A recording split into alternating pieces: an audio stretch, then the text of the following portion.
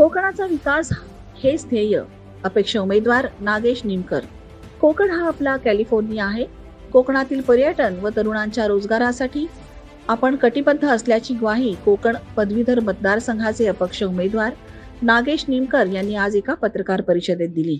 गेल्या निवडणुकीपासून कोकण पदवीधर मतदारसंघासाठी मी इच्छुक होतो.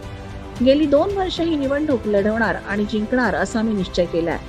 2 लाखांच्या वर मी मतदान नोंदणी केली असून यावेळी मतदार निश्चितच बदल घडवतील असा विश्वास नागेश निमकर यांनी व्यक्त केला. केरळ नंतर आपल्या कोकणाकडे पर्यटकांचा ओढा आहे, मात्र सुविधांची वानवा आहे. कोकणातील रस्ते धड नाहीत. मुंबई गोवा महामार्ग अद्याप रखडलेला आहे. कोकणाचा विकास करायचा असेल तर रस्त्यांचे जाळे विणायला हवे. त्यासाठी मी प्रयत्न करणार असल्याचे नागेश निमकर यांनी सांगितले. पनवेल ते डहाणू रेल्वे सेवा सुरू होणे गरजेचे आहे.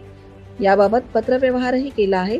ही सेवा सुरू झाल्यास अनेकांना याचा फायदा होणार असून यासाठी केंद्र शासनाकडेही पाठपुरावा करत असल्याचे नागेश निमकर यांनी सांगितले. कोकणात तरुणांना रोजगार उपलब्ध व्हायला हवा, तसेच कोकणातील उत्पादनांना जागतिक पातळीवर बाजारपेठ उपलब्ध करून देण्यासाठी मी कटिबद्ध असल्याचे नागेश निमकरांनी सांगितले.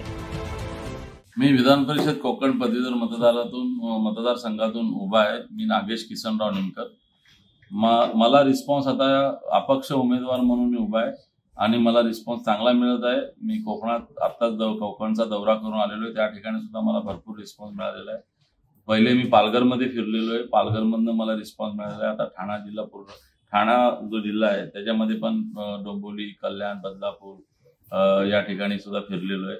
आणि सर्व मतदार याद्या सुद्धा आमच्या काही कलिग्स आहेत, मित्र परिवार आहे, त्यांना वाटलेले ते सुद्धा प्रयत्न करतायत मतदारांपर्यंत पोहोचवायचा आणि माझा जो जाहीरनामा आहे तो देण्याचा. आणि तसेच मी पत्र व्यवहार सुद्धा केलेला आहे मतदारांबरोबर. त्यांचा सुद्धा पत्र मिळाल्यामुळे त्यांच्याकडनं मला रिस्पॉन्स मिळत आहे. त्यांचे फोन येत आहेत मला जाहीर पाठिंबा दर्शवलेल्या बऱ्याच मतदारांनी. त्यामुळे मला असं होप्स वाटते की या निवडणुकीमध्ये मी मातब्बर उमेदवारांना टफ देतोय.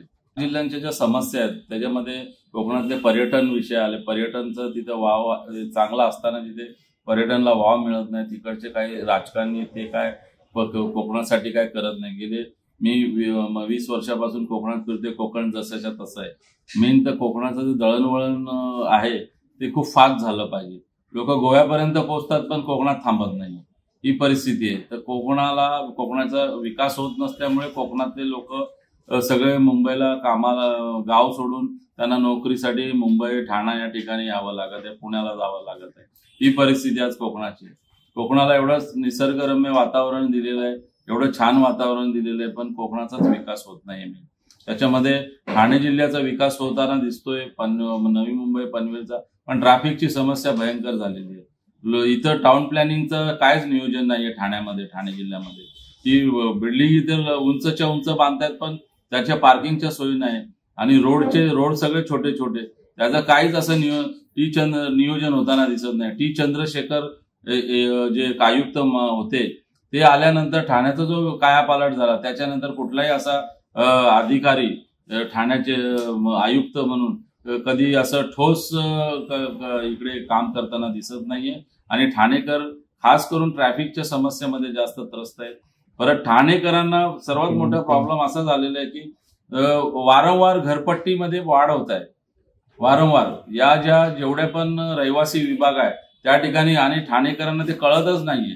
अचानक वर्षभरामध्ये ती घरपट्टी येते, पाणीपट्टी येते आणि तुम्हाला कळतच नाही की घरपट्टी वाढलेली आहे. पण समस्या त्या तुमच्याकडनं घरपट्टी जर ते घेत असतील तर तुम्हाला सुविधा काय देत आहे, महानगरपालिका काय सुविधा आहे, याच्यावर कोणी आमदार या कोणी नेता बोलतोय का? त्या बाबतीमध्ये महानगरपालिकेमध्ये आवाज उठवतोय का त्यासाठी का की एवढी तुम्ही मग त्या पैशाचा लोक टेंडर काढून भ्रष्टाचार करतात. नाही, आता ते जुने कार्यकर्ते, ते जुने नेते, तर त्यांना न्याय देण्यासाठी त्यांना तिकीट दिलं असेल. मला तिकीट नाही म्हणजे त्यांनी पहिलेच फिक्स केलेलं होतं की हे तिकीट रमेश किरला द्यायचं. तर मी मग राजीनामा दिला पक्षाचा. आणि कारण पक्षात राहून मी निवडणूक नाही लढू शकत. मी राजीनामा देऊन मग अपक्ष उमेदवारी मी भरलेली.